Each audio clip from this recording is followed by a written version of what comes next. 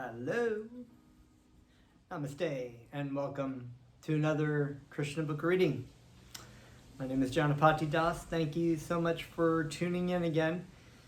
If it's your first time, I would recommend to go back to the very first video on my YouTube channel entitled Krishna Book Reading 1 and just watch through all the videos that I've made so you get the full effect.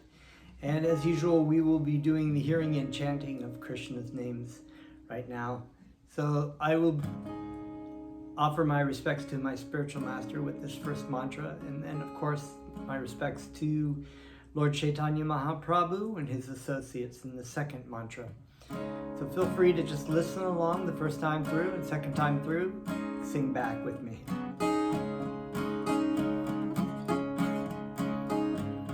Namo Vishnu Padaya Krishna Prastaya Bhutale Srimate Siddhaswarupananda Paramahamsa Namine Namo Vishnu Padaya Krishna Prastaya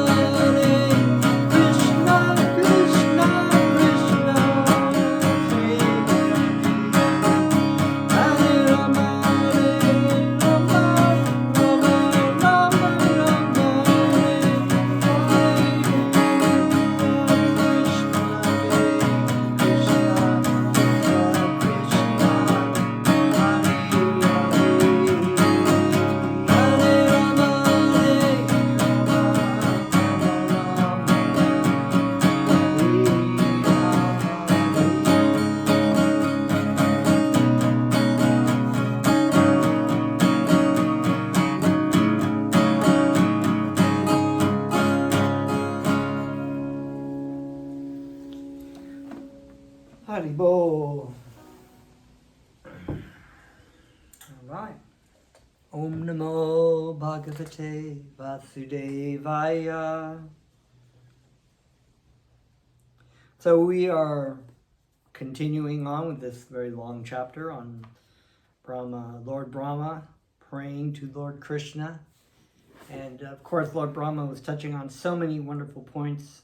One of the main points, of course, is that the idea that every living entity is in search. The living entities who are in the spiritual world are not in the search of anything. They are in the service, as is normal. They are in the service of the Supreme Lord in love, and they are happily doing so. But those of us who are stupid enough to want to play Krishna come to the material world and try to squeeze out or eke out our enjoyment in life after life. But really what we're searching for is what we already had and what we gave up. And this is what Lord Brahma is saying, that ultimately everyone is searching after Krishna. You're searching after you, to have this loving relationship. And this attempt to do so is pervertedly reflected by so many ways of the living entity trying to find happiness, whether it be in sex enjoyment or in getting this money or getting these items and these things, or going on Facebook and arguing with people and trying to be right, and so many ways, buying things and trying to be right in the situation, whether any and every little thing that we argue about. Sometimes we're in a fight with somebody who's acting as our wife or our husband or our child, and we're trying to win the argument, because really what we're trying to do is be in a situation that we can be happy. But even if we win an argument, we're never really happy. We're not. And then we're definitely not happy if we lose. And we're just angry. And this can be applied in any and many situations that everyone goes through in this material world. There's nobody in this material world who hasn't experienced this attempt to try to find happiness. And it's not wrong to want to be happy, because as we've said before, Satchidananda Vigraha, eternal form of bliss and knowledge. So we are, by nature, we are blissful. We are blissful by nature. And so we will continue with our reading here. Let me see where I left off. One who has attained a little devotional service can understand your glories. Even when striving for Brahman realization or Paramatma realization. So Brahman realization, now let me just back up a little bit on that one. There are three realizations of God at different levels. The lowest level is called Brahman realization. In other words, that's understanding Brahman, understanding the spiritual energy, the effulgence of the body of the Supreme Personality of Godhead, the effulgence, the light that comes off all the living entities. This is the lowest form of God realization, Brahman realization. And sometimes it's, in some cultures, it's seen as like the great white light, merging into a white light, which is all the living entities and all the energy of Krishna. But it is not the complete understanding of God. It is the lowest form. It's Brahman realization. The next highest up is called Paramatma. And Paramatma means super soul. In other words, as we probably discussed in this class before, Krishna has an expansion within every living entity's heart. He travels as long as the living entity is present within the material world.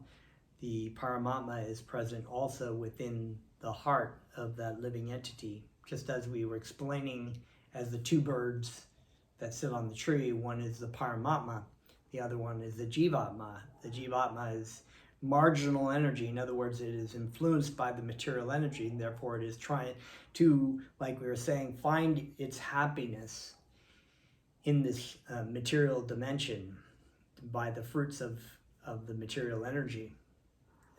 It's trying to actually have that same kind of relationship with the Paramatma that it had before, but it's in the wrong direction. It's faced outward, and so it doesn't see God, it sees what he thinks that it needs to be happy. And so that's the Paramatma realization. That's realizing the Lord within your heart. In olden days, yogis would meditate long periods of time to have Paramatma realization. In other words, of being aware of the Lord within one's heart. And then the highest form of realization is Bhagavan. That is the Supreme Personality of Godhead. Bhagavan. And realizing your eternal loving relationship with Bhagavan, or the Supreme Personality of Godhead. And so here we were saying that even one striving for Brahman realization or Paramatma realization cannot understand the different features of your personality unless he treads the devotional path. So there is even people can have a Paramatma realization and still yet not have full realization of God. One may be the spiritual master of many impersonalists, or he may go to the forest or to a cave or mountain and meditate as a hermit for many, many years, but he cannot understand your glories without being favored by a slight degree of devotional service.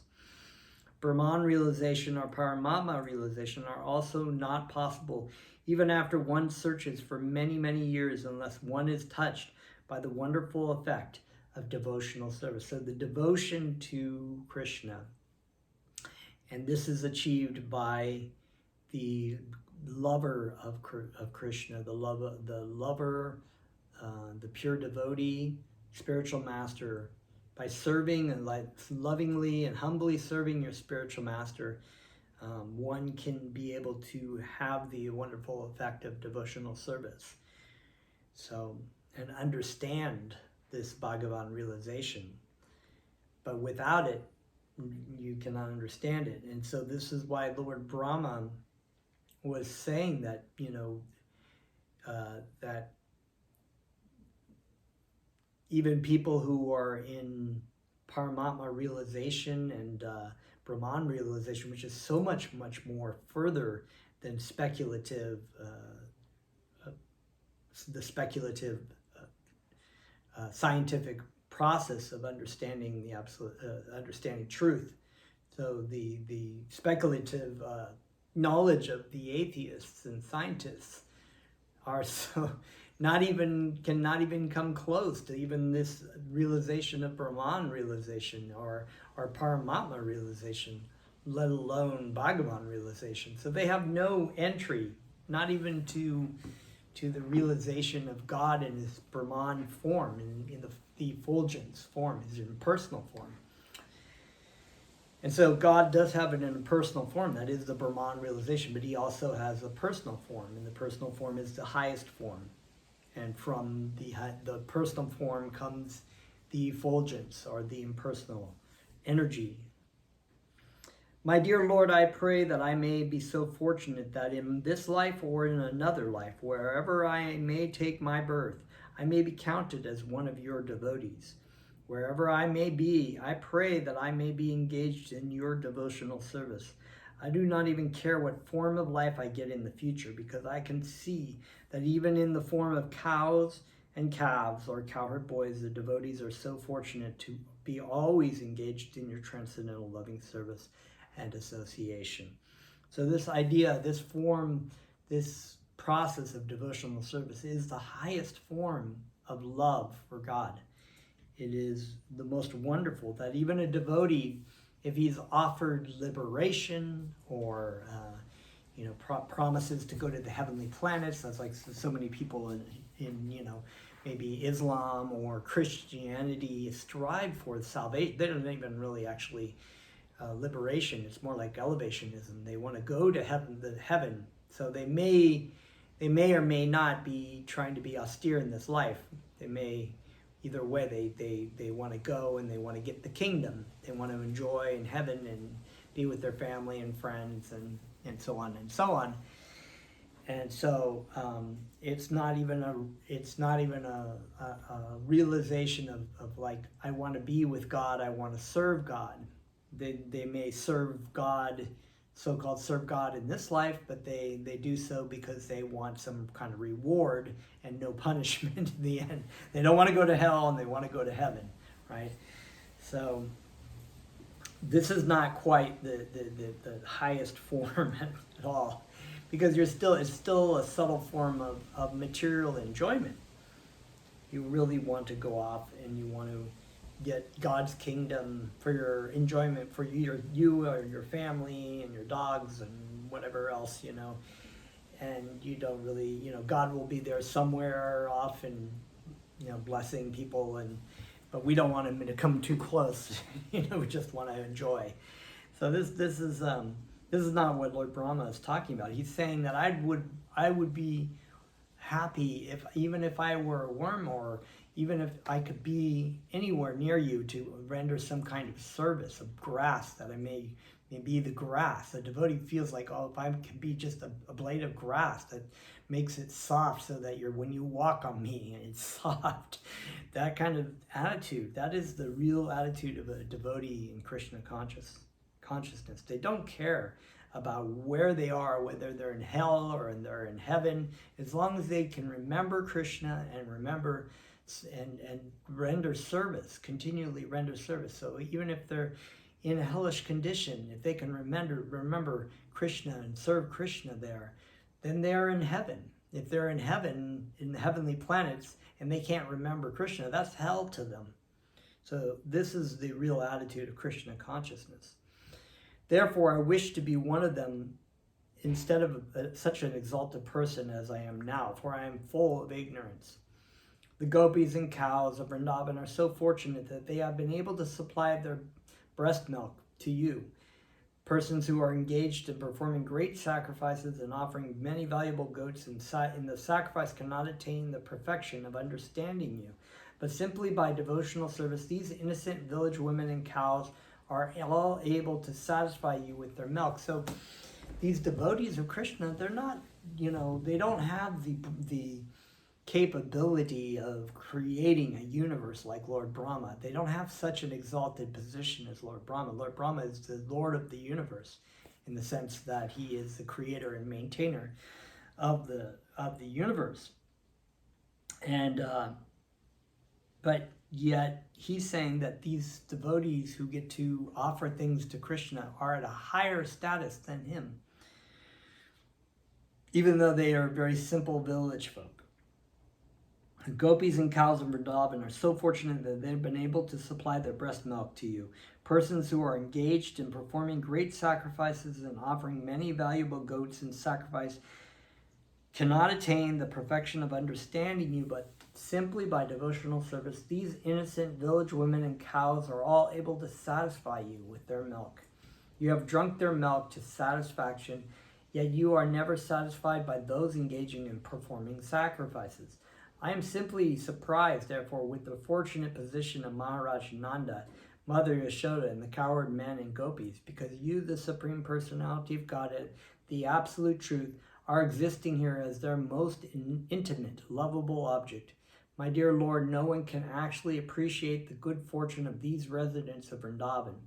We are all demigods, controlling deities of the various senses of the living entities, and we are proud of enjoying such privileges, but actually there is no comparison between our position and the position of these fortunate residents of Vrindavan, because they are actually relishing your presence and enjoying your association by dint of their activities.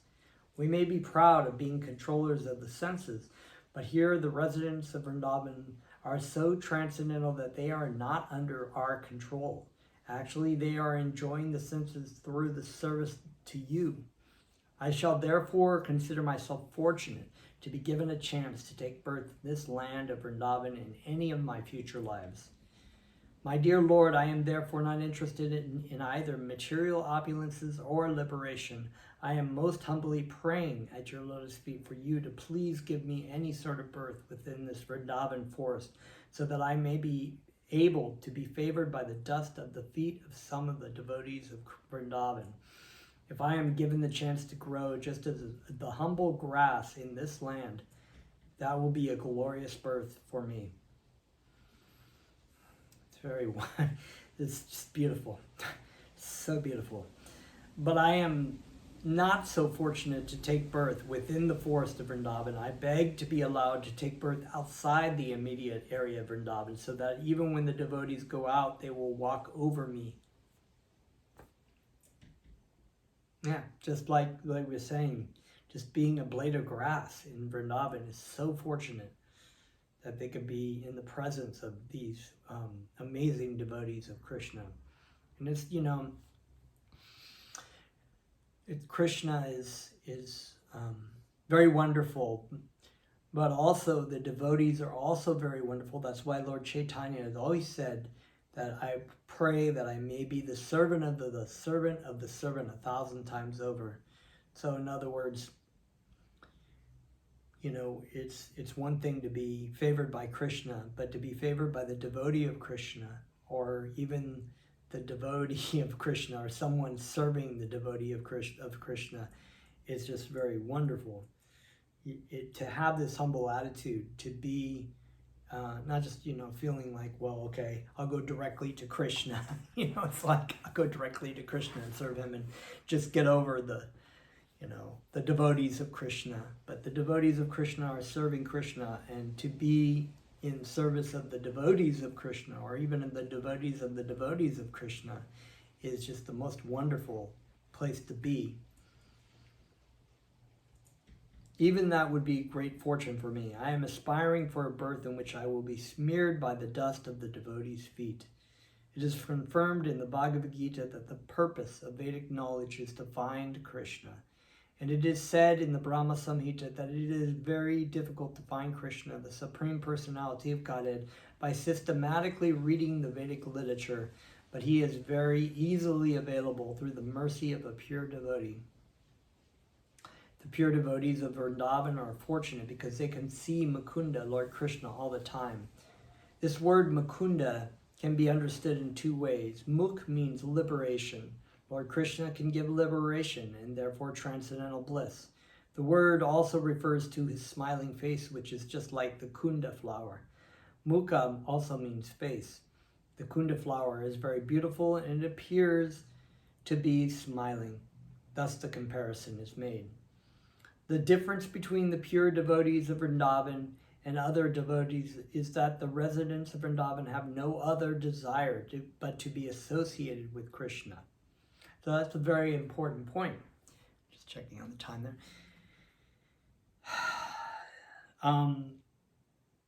To be associated with Krishna. This is should be the desire of every living entity, to be associating with Krishna. In other words, we have so many desires to do things in the material world, and ultimately, as Lord Brahma says, they are perverted desires to love and have a loving relationship with Krishna, but they're perverted in different ways, whether they're to have loving relationships with other forms in this world, or to love your dog, or to love money, or to love your job, or to love movie stars, or books that you read, or anything. These are all the desires that we have in this material world are really perverted desires to love Krishna, but they're desires actually seen as trying to serve ourselves, to try to find happiness for ourselves, to serve ourselves, really. And so the point is to get, since all Vedic knowledge and all knowledge is really ultimately to find Krishna, then this is what our desire should be. And ultimately, when we have this desire, it becomes more and more attractive to continue in this way. And we find that the material desires that we've had to try to enjoy in this world are actually repugnant. As I said, sometimes what starts out as being very sweet in the beginning ends up as bitter in the end. So similarly, or what becomes bitter in the beginning, it becomes sweet in the end. So the reality is when you focus your mind upon Krishna, eventually he becomes more and more sweet. The more you engage, the more you want to engage, and the more joy and happiness you receive. Because that is our natural function, and that is how we are as spirit souls. We are Satchitananda. We are eternally blissful and full of knowledge. Not just any knowledge, but spiritual knowledge.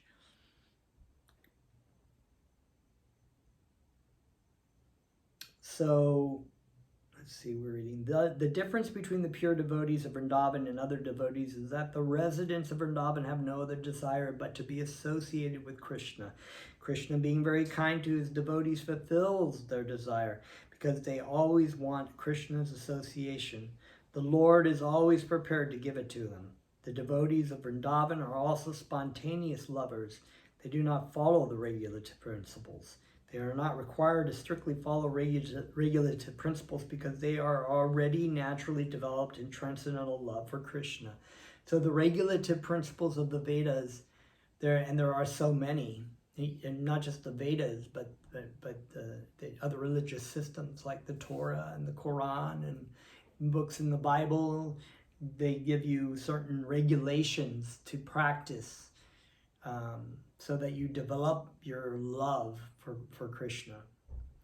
But when you have reached a point when you're lovingly in transcendental love for Krishna, you don't need to engage in the regulative principles because you're already in the position of transcendental love.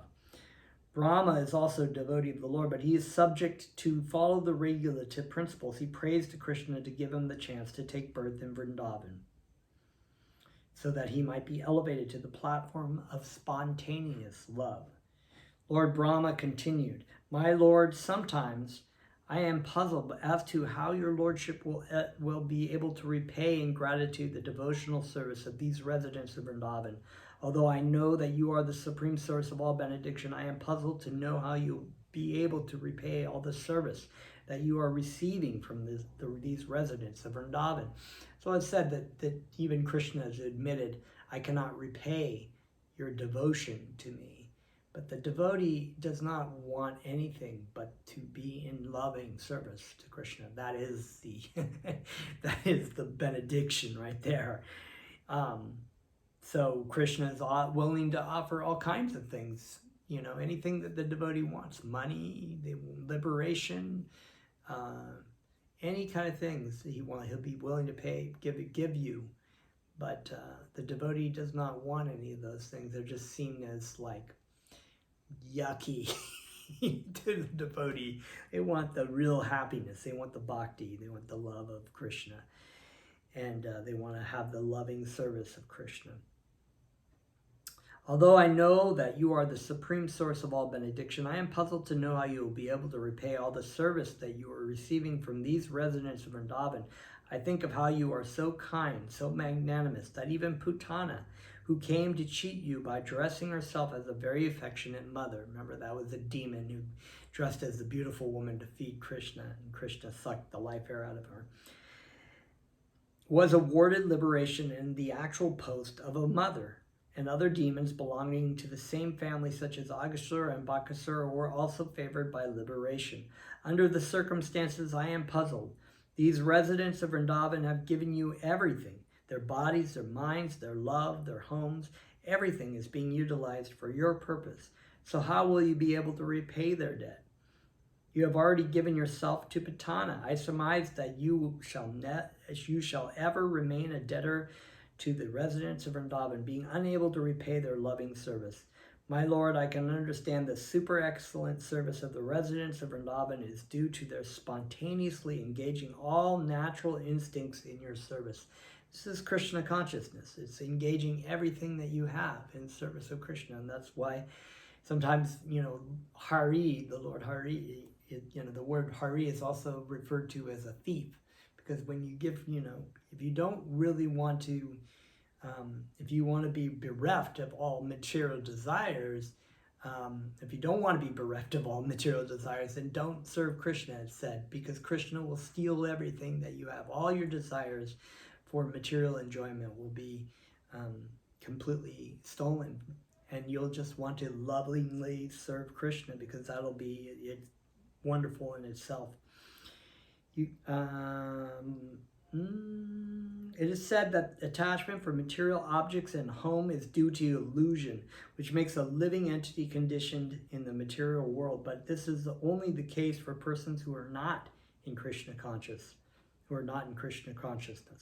In the case of the residents of Vrindavan, such obstructions as attachment to hearth and home are non-existent, because their attachment has been converted unto you, and their home has been converted into a temple, because you are always there, and because they have forgotten everything for your sake. There is no impediment. For a Krishna conscious person, there is no such thing as impediments in hearth and home, nor is there illusion. So we're going to probably end there, but just the main point to come across there is that, sometimes people hear this and they think, well, we can't have a loving relationship, with a wife or husband or children or family. And this is not true. You should, you have to live in this world. You should be loving. You can have a loving relationship with a wife or a husband, but you must understand that the desire to own and control, the desire to put all of your love and all of your affection into these relationships that are temporary and doomed to be over. You don't know how long you're going to be around. You don't know how long you're going to be in this body. And eventually all things will be taken away. But so you can engage all these things in the service of Krishna while you're in this life. And in doing so, you'll make your attachment to Krishna stronger and make your relationships in this world better and more fulfilling. And in the end, you'll go back to Krishna, which is, it's great. And then you've benefited everybody around you. If you don't, then you've not really benefited anybody. You just made everyone attached to the situation. So we'll leave it off there for that one. And thank you so much. We're just going to chant some more.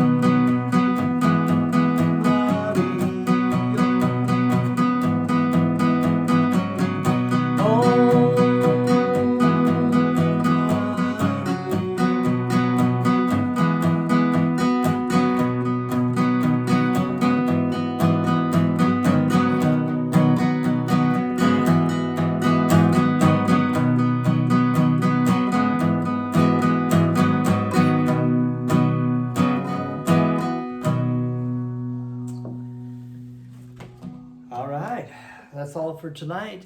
We'll see you next time. Haribol.